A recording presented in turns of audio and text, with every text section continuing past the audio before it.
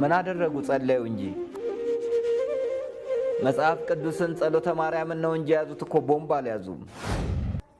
ሙታንን መግደል እኮ በቁም ራሱ ሙትነት ነው።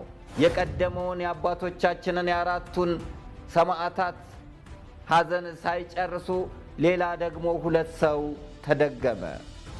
በገዛ ሀገሯ ላይ የተሰደደች ተዋህዶ ቤተክርስቲያን፣ በገዛ ሀገሯ ላይ የምትገደል ተዋህዶ ቤተክርስቲያን ረሃቡ ከሚገላቸው ረሃቡ ከሚያሰቃያቸው በላይ ሰው ልጅ መጥቶ እንደገና ያሰቃያቸዋል።